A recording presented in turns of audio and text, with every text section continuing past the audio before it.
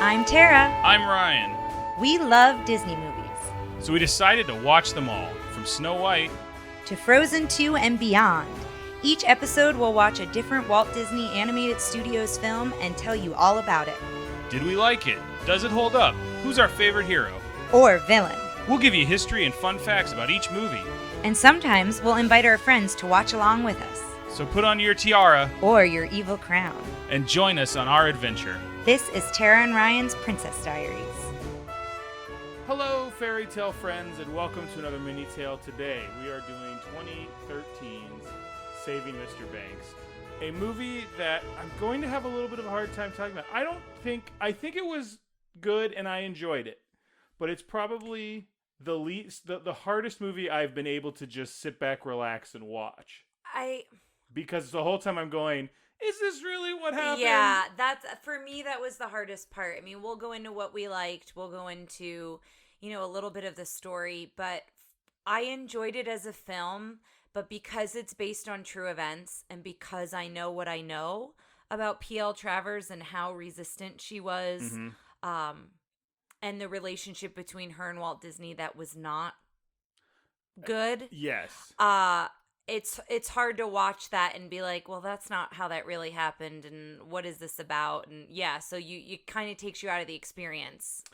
A little bit. I was gonna say, if you don't know a lot about the history of the movie and stuff, but I feel like if you're listening to this podcast, you're at least into the story of Walt Disney and these kind of classic movies enough that and we covered some of it in our Mary Poppins episode, so I would suggest going back to revisit that episode, or if you haven't listened to it, because we do talk about some of the history and the background of P.L. Travers and the relationship between her and Walt Disney. But let's go ahead and talk about what we did like about it, because at the end of the day, I think I like this movie. I think if you had taken away my that's not what happened, this seems a little, my cynicism, I would have enjoyed it a little more. Yeah, if I didn't know the history, I think I would have enjoyed it more. But then it comes to that thing where it wouldn't have made for a good movie if they told the real story, but I almost don't like that they didn't tell the real story. So that's kind of where it bothers me. And I was curious if you came across anything. I know she didn't have children of her own, but did any of her family or anyone who knew her come out about this film at all or say anything about it? I don't know. I know there was stuff about that was like, there's people who came out about the historical inaccuracies of it. Yeah. And people talked that it was a, for lack of a better term, Disney-fied version. Yeah. And that's... I mean, it was. I mean, when I say it's understandable, I don't mean, like, I get it why they did it, but it's like, I don't sympathize with why they did it. It's just, it doesn't surprise me that Disney came out with a very cleaned up version where Walt, I think at the end of the movie, he didn't seem nearly as like, it didn't feel completely like Walt's the good guy and she's the bad guy. Like, I thought that's how it was going to be. Like, Walt turns her around to liking it, which he kind of does, but it wasn't like, oh, you just need to lighten up, lady. Like, the audience, I feel like, feels for her perspective on this character. Yes, I would agree with that. And that's the one thing I did like, but the one thing I kept questioning is the movie cuts back and forth between her as a child and the events of her childhood, which influenced her writing Mary Poppins. And so it's her also grappling with still living in the past and living those feelings and carrying those feelings around. And so she's very protective of the character. She's very protective of the Banks family. She's very protective of Mary Poppins because they are her family. They're more than just characters she wrote. And even when I think a writer writes characters, they're a part of them in some way, shape, or form, right? And she was very connected to these characters. She wrote many books about Mary Poppins. Right. My question then was what we were seeing about her childhood, was that accurate? Yeah, and that's something we don't know because we didn't do a lot of research before this, since it was a MiniTale. That's why I had a hard time, I think, getting really invested in the movie. Let's bring a little levity to this. Yeah, we kind of came in hot. Yes. I do think this movie, if there's something to be said about this movie outside of the Disneyfication of history, it's a little saccharine. Now, that's the type of movie that I think you and I enjoy, that are kind of like really tugging at the heartstrings, and some of this was very much like, created in a lab to make you go, oh. But let's bring a little levity to it.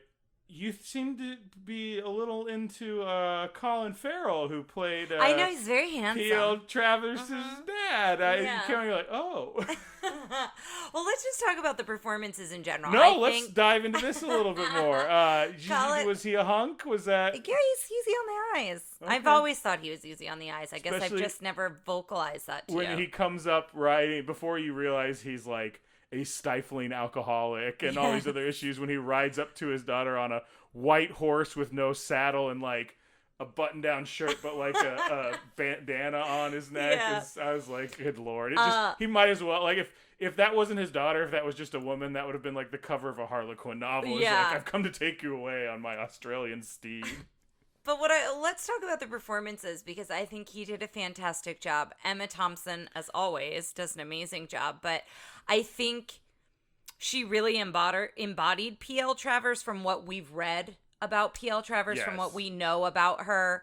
We are by no means experts, but from the research we've done, also something that happens at the end, so this is a spoiler and something to watch for if you're watching the movie. Watch the credits, because not only do they show pictures of the actual premiere and Walt with P.L. Travers and then kind of the storyboarding process, but they actually play the recording that she made them record during the rehearsals. That's something that happened in real life, obviously, but it's also something through the movie of like, we're going to record every session, so I make sure you have all this information down on tape available.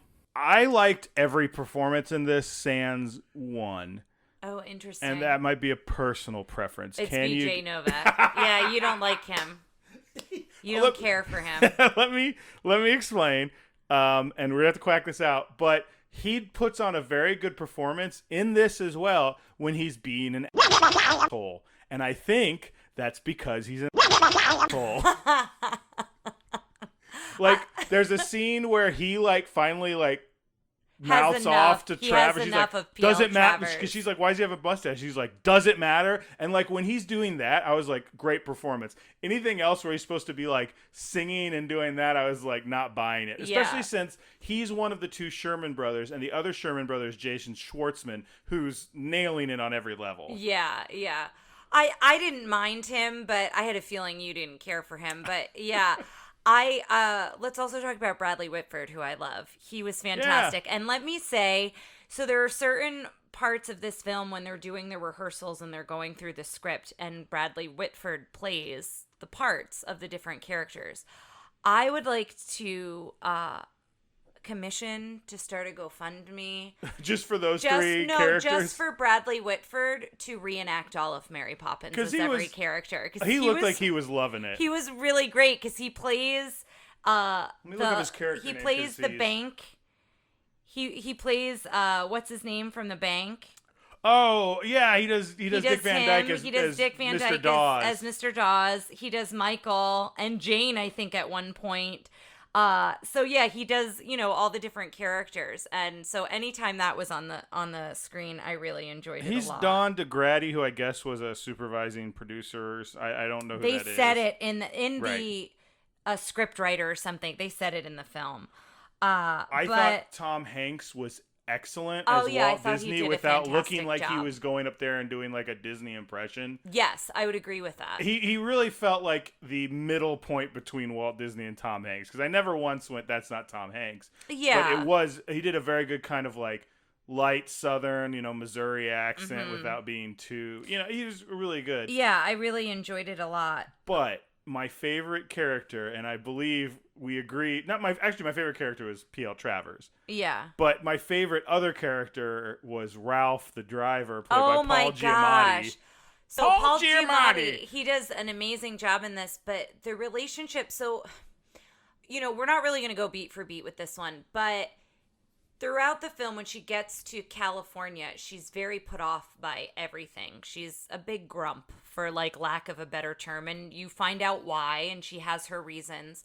And this driver keeps trying to warm up to her. You know, he picks her up from the airport, and the whole way it's like, you know, Walt Disney presents, and it's this sign, you know, PL Travers. And then she gets to her hotel room, and there's like a million stuffed animals and all of this fruit and all of this stuff. And she's like, how old am I? I don't need all of this stuff. That's the thing, is she's like, in real life she seemed like a pretty unlikable person, and Emma Thompson does a good job of making you go against Disney in a Disney movie. Yeah. When you're like, people who went to go see, like, who was this aimed at? This was aimed at people who loved Mary Poppins, and we're like, we're going to tell you the story of the person who hated I would Mary say it's Poppins. definitely not for young children, because it's a heavy subject matter, I will say. Her father, we watch her father die of what we presume is alcoholism. Yes. So jump ahead if there's just a trigger warning. Jump ahead if there's like self-harm issue, but there is a attempted suicide in it. I believe so, with her mother, that she kind of, her as a child, she kind of walks out in like a not catatonic, but like a fugue state. She walks out into the river as if she's going to drown herself, and then she wakes up out of it. But and also trigger warning for alcoholism as well. I think if you have somebody in the family, who suffers with that, lives with that. Something else I do want to bring up in similarity to that. They do address Walt's smoking in this. They do, in a way where he's coughing and stuff. He's coughing throughout, so you kind of hear the cough before you see him come around the corner, and then when he's in his office. There's a time when they don't. PL Travers like bursts into his office, and they're like, "Don't go in there," and he puts out a cigarette. Like, you see him. Like the hand motion, you don't see a cigarette. And he says, I don't like people to see me smoking because it encourages bad habits. Which apparently is true. Yeah. So throughout the film, going back to the relationship with the driver, we're kind of seeing she's coming over from London. She's not super pumped for Disney to work on this film. She hasn't signed over the rights yet. So she's infinitely cynical, and the driver is infinitely like sunny and positive. It's London versus California. Yes, very much so. But never at odds with each other. Like, odds. She just doesn't like anybody, but he's always like, okay, Mrs. He refers. Yeah. She wants to be called Mrs. Travers and not Pamela. And she says, just Mrs. And they first never he get says it right. Mrs. P.L. Travers, and she's like, no, just Mrs. And then that turns into him just calling her Mrs. Yes. But they have a scene where they really come together, where she is very frustrated and she storms out because they've made Mr. Banks cruel. And we come to find out that Mr. Banks is based on her father. Mary Poppins has come to save the family, specifically Mr. Banks, save the parent, save Mr. Banks, and not to save the children. And so that was a big moment for everyone involved, because they thought Mary Poppins was there to save the kids. But she storms out because she doesn't like how they're portraying Mr. Banks. And throughout the film, we see as a child, she makes almost like these little, I don't know if they're fairy houses, but she makes like little houses. Well, I think she just likes building things, because she says later, "Oh, it's a bandstand and this is a lake." Yeah. So I guess it's not whimsical. Fantastical. Yeah, it's just her building materials. Out of leaves and things like that. And so that's what she's doing in front of the Walt Disney lot, the animation studio. She's sitting in the grass. Which that did look like the actual building. We've seen it so many times. I wonder if they filmed in front of it. I think they may have. But she starts kind of creating in the grass, and the driver was taking his lunch, and he sees her, and he comes and he brings her a cup of tea in a paper cup, and she's like, "Oh, I couldn't possibly have tea in a paper cup." No, she goes, "It's sacrilege to drink tea out of a paper cup." And then he's like, it anyway. "Okay." But he sits down with her, and there's a line. He says that she brought the sunshine, and I even was like, that's ridiculous. It's California. And that's kind of how P.L. Travers is like. She doesn't suffer foolishness. Yeah. And she doesn't like familiarity. Because she says that. So it was like, Pamela Travers, he's like, do you understand how strange it is for me to hear a complete stranger speak to me as if he knows me? As if he knows me saying my first name. And so, she says, well, the rain brings life. And the driver, this is early on, says, well, so does the sunshine. And so then he sits down next to her and explains to her why he's so focused on the weather. And we find out he has a child who's in a wheelchair. We're not really sure what the situation is, but she's in a wheelchair, and when it's sunny, she can go outside, and he knows that. But when it's raining, she's got to be cooped up. And so they kind of have this very real intimate moment together, where they kind of just really relate to one another. And it's just such a good moment. And then they have another really strong moment. They finally win her over with "Let's Go Fly a Kite." They're like, we understand, about you wanting Mr. Banks. They changed the ending to make him mend the kite, to make him be part of the family. And so they sing the song, and she's dancing, and everyone is shocked because she's dancing and she's singing and she's like very much on board. And then they talk about the penguins, and she's like, "Oh my gosh, he's going to have real penguins. How are you going to train them? Like, what is that?" She doesn't sound excited about it. She goes, but she's more inquisitive. How is he going to train the penguins? And they're like, "Oh, it's a cartoon." And her one thing since the beginning has been, "I don't want this to be one of your cartoons." Yeah, I don't want any animation in this film. And so that's when she basically is like, she's like, "No, you can't have it. I'm not signing the rights to you." And she storms out and she goes home. She goes to the airport, and the driver drops her off, and he brings a book, and, he goes, "I didn't know who you were at first.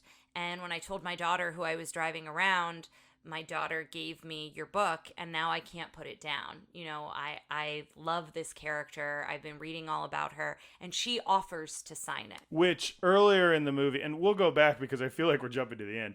Yeah, that's okay. I don't have a ton of notes on this one, to be honest. They go to Disneyland. He takes her to Disneyland because he thinks he's going to win her over. Which she's adamantly against. Yeah, and that does not happen as far as we know. Well, apparently in real life, they didn't have much one-on-one FaceTime. Yeah. Like, most of their stuff was over the phone. And Walt Disney has a stack of cards, which I don't know if this is true. I should look it up.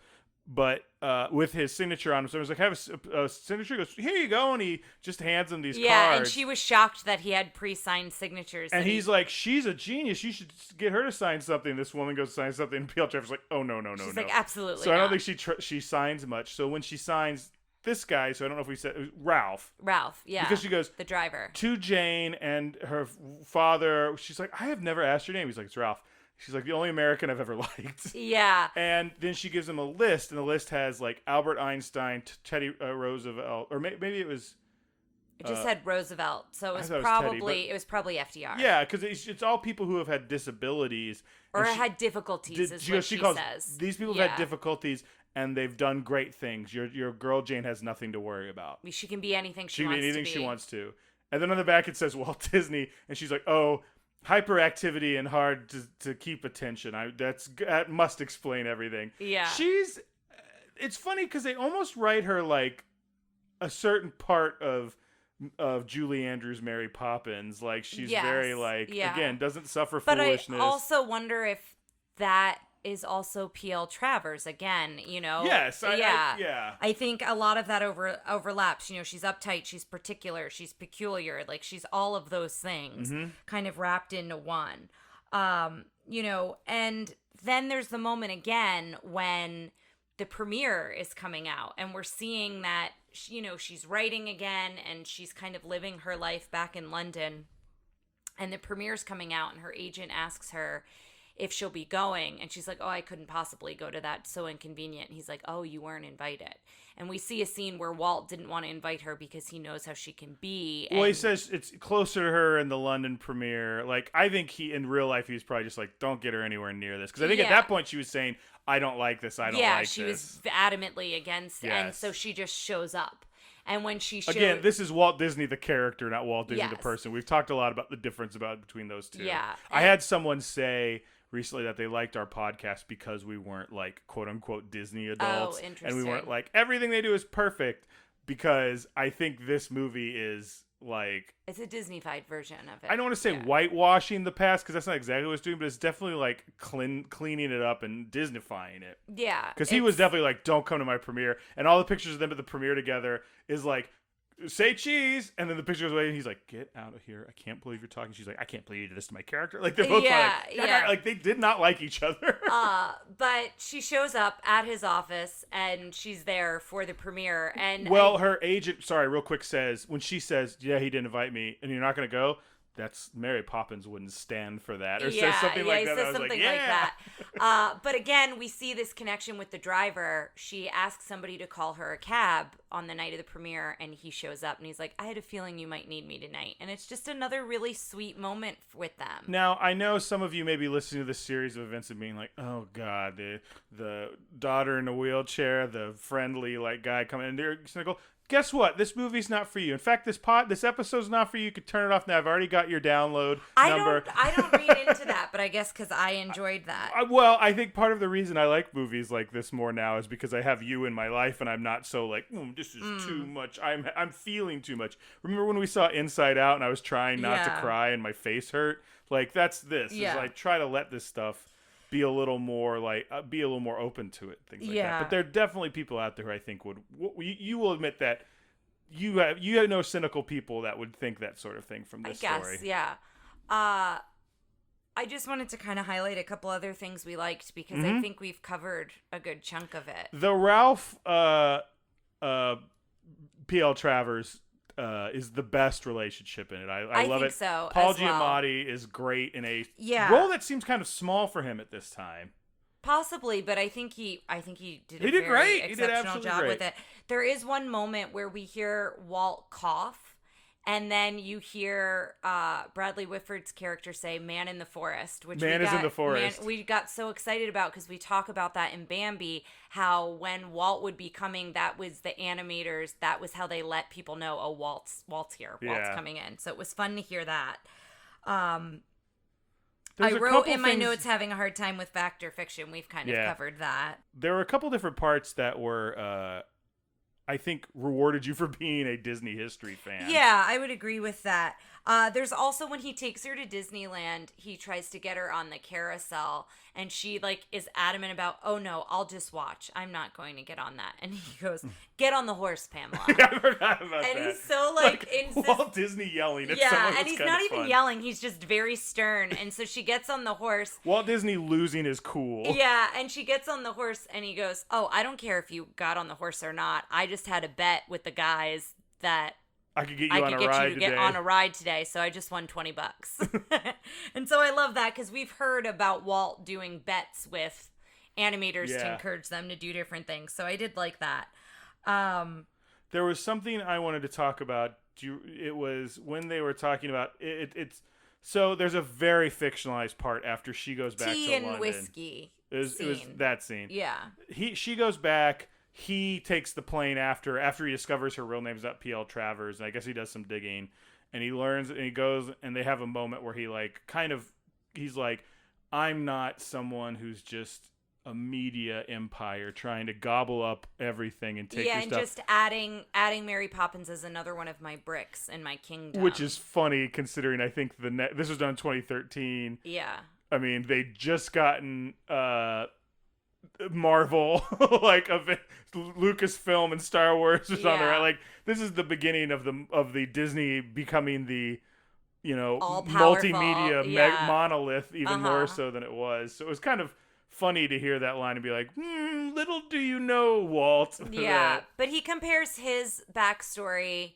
I know he grew up in Missouri. I'm curious how much of what he talks about is true about Walt Disney's growing up, but he talks about his father owning a newspaper stand, I guess, of sorts. Not a stand, he but was a newspaper man, and he made but Walt and his brother do the deliveries. And in the snow, and they ate through it didn't eat through it, soaked through their clothes, and tells this horrible story about also getting beat by his father at some point. Yeah, and being he was a wonderful man, he did what he could, Which, and basically, for the record, I mean, people were different back then. I'm not condoning Walt Disney Sr. beating, but he was a wonderful man. Wouldn't you like to remember that differently? And I was kind of like, yeah, I feel like the message of this movie is almost sugarcoating the past. Yeah, because that's essentially what he says to her. It's time to let go of those. It's time to stop living in the past. It's time to let go of those characters. I do think there is some truth in that. She's been changed by what happened to her growing up, and that helped her write Mary Poppins, but I think that also held her back in this film. I don't want to say in life because I don't know her as a person. We're talking about the story of this movie, which may or may not be true. Yeah, so which is decidedly not true in some cases. Yeah, I do like that Mickey Mouse walks her into the premiere. I don't know if we were supposed to find that endearing or if we were supposed to laugh at it like you and I did, because Emma Thompson, even to the end when she's crying at the premiere and Walt tries to like console her, which supposedly she did cry at the premiere, but it was just because she hated it so much. Yeah. But Walt tries to console her and she says, "I just can't stand cartoons." And I was like even I think she was working through her feelings and didn't want to say that to Walt, but I still like how prickly she is even at the end. Yeah. So when Mickey goes to like give her his arm, you and I laughed really hard at that because she looked at it like, okay, fine. The other bit that's in there that we found very funny that I'm sure is not true at all, but one of the things that they give her in the hotel room is a giant, like almost life-size, like child-size Mickey Mouse stuffed animal. And so she like faces him against the wall and is like, and that's where you'll stay. Yes. And then she's having a really hard time one night after everything with Mr. Banks being cruel, and she's, looking over, I think, the script in her room, in her hotel room. And then you just see her like having trouble sleeping, and she gets up and she comes back and she's hugging the Mickey Mouse stuffed animal. I just think there's a through line with Mickey, like that's why we also find that funny at the end, is because she's like with that Mickey stuffed animal and then Mickey like gives her arm. But I'm good unless you have other things to say about it. No, I think, we've said what there is to be said about this movie, and you guys should check it out. I think it's fun for Disney fans.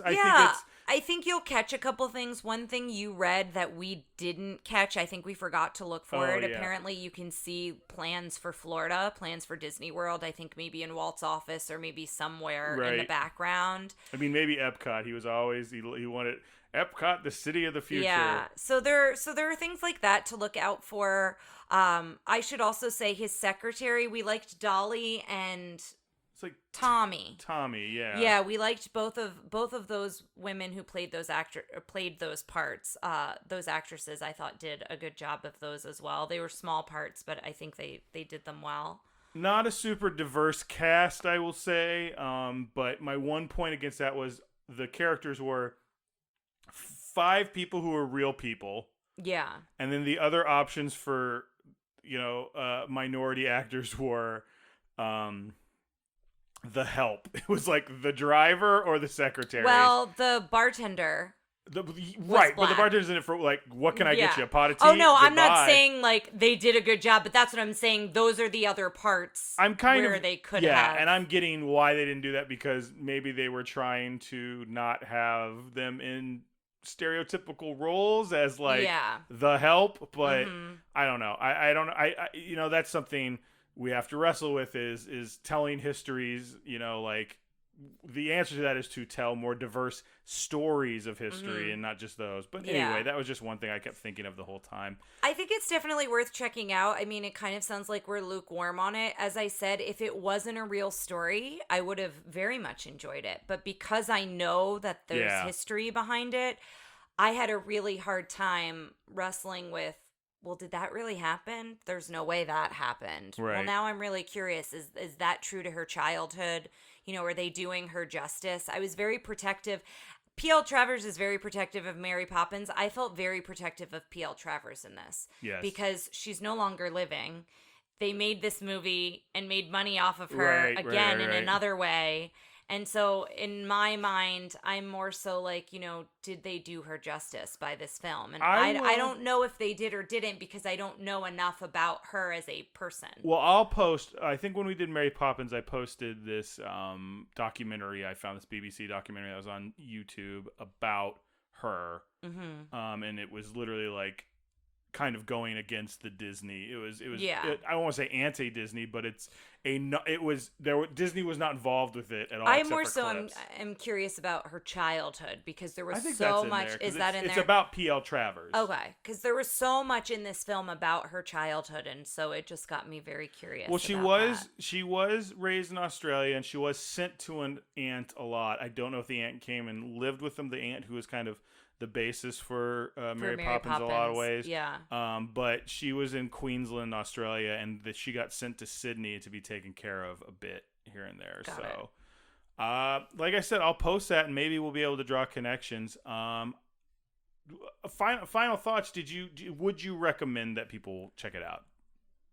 Yeah, I think I would. I think if you're, like you said, if you're a Disney fan, if you're a fan of Mary Poppins, it is kind of fun to see them writing the songs, so to speak, and like doing those parts with the Sherman brothers, and them gathering around the piano, and going through each character, what they were to look like and who was to portray them, and things like that. Those parts are lighthearted, but there's a lot of heavy material in this film as well. So it's hard for me to say, yes, go out and watch it. Do you know what I mean? I think it really depends on who you are. I think if you're thinking about watching it, go ahead and check it out. Yeah. I don't think we're going to change anybody's minds to check it out, but... No, it's not one that I'm like, stop what you're doing, go watch this. Yeah. But if you're thinking about watching it, I think you should give it a watch. And just be aware that there are inaccuracies in it. Yeah. Well, thanks for checking out this MiniTale. I hope you guys enjoyed it, and we'll be back soon with another one. Not sure what we'll do. Possibly Beauty and the Beast. I'm pushing for the Tron sequel. We'll see about that. Also on the list. So we'll be back with something, maybe another childhood trauma theater soon. But until then, we'll see you guys around. Take care. Thanks for listening to Tara and Ryan's Princess Diaries. If you want to tell us your favorite Disney villain and why it's guest on, send us an email at trprincessdiaries@gmail.com. Or you can send a tweet about how great Maleficent is to @TRPDiaries. Check out our Facebook group by searching for Tara and Ryan's Princess Diaries. Tara and Ryan's Princess Diaries are available on iTunes, Stitcher, Spotify, Overcast, and many more. Wherever you hear us, please be our knight in shining armor and give us a 5-star review. Thanks again, and until next time, remember to always live happily ever after.